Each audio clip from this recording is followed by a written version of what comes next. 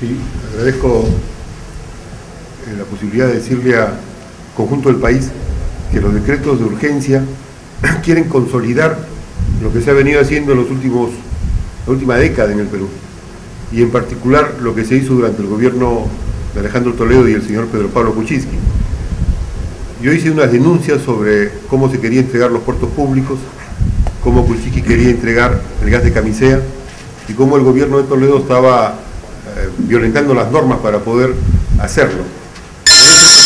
Me hizo una querella formulada en el 2006, formulada además como en su calidad de presidente del Consejo de Ministros, contra mi persona, que era un ciudadano de a pie. Ha pasado ya un buen tiempo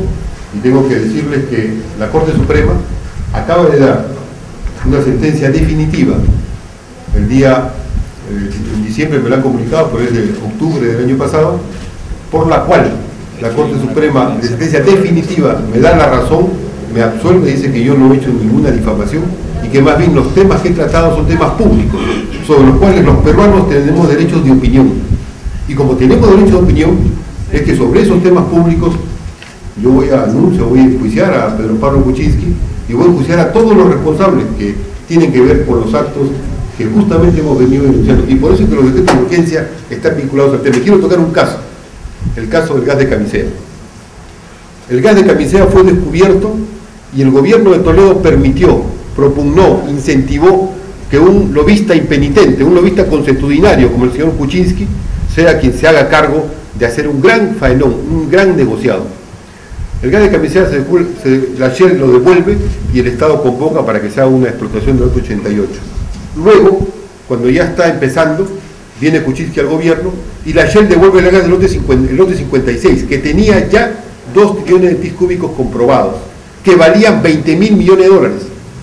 ¿Qué hizo el señor Kuczynski y Toledo en el gobierno? Suspendieron el concurso convocado para que vengan varios a la oferta y lo entregaron a dedo, pero antes de entregarlo a dedo le cambiaron la calidad de reserva probada para convertirlo en reserva probable. ¿Qué significa esto? La reserva probada es de todos los peruanos, era del Estado, así lo había devuelto la Shell. A convertirlo en reserva probable se lo daban a alguien para que después lo titule a su nombre. Le regalaron al grupo Han hoy 20.000 millones de dólares, que es el punto de partida del gran megafeanón de camisea para la exportación. Kuczynski hace eso en el gobierno,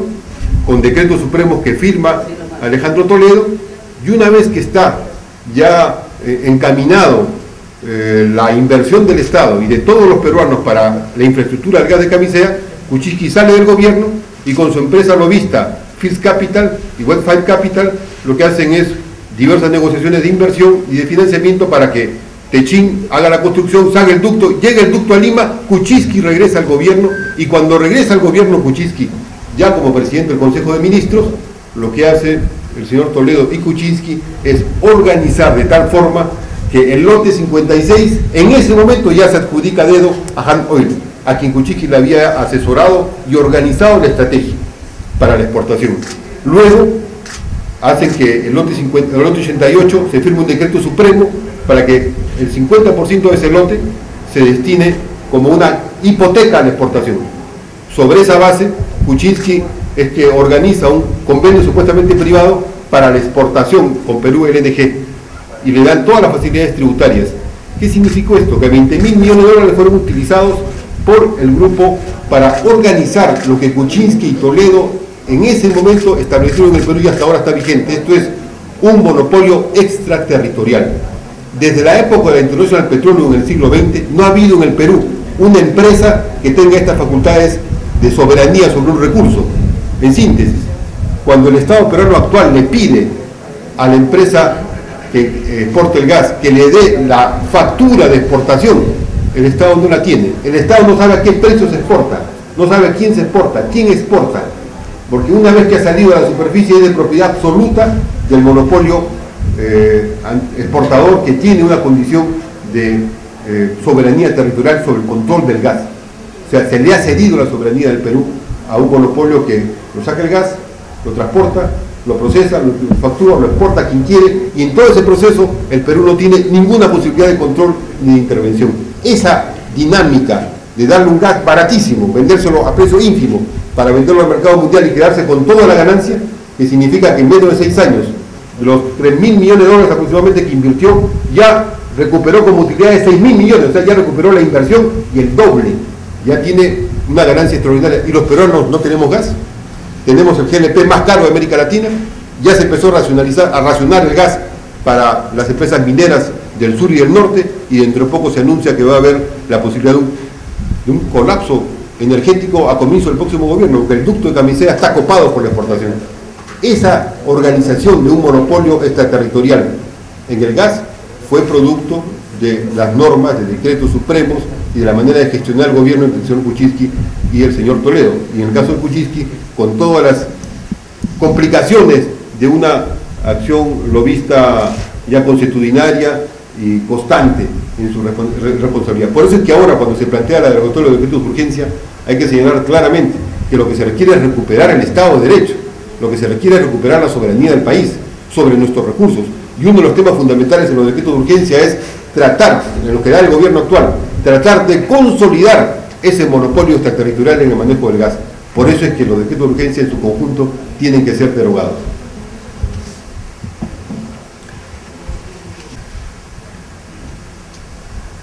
El día miércoles hay una gran marcha, una jornada de lucha nacional, una marcha al Congreso en Lima, y ciertamente yo he manifestado con los trabajadores portuarios que represento en la Autoridad Portuaria Nacional que en esa marcha hay que conseguir que se anulen los decretos de urgencia que tienen que ver con el Tribunal Portuario del Callao para entregarlo gratuitamente a un monopolio,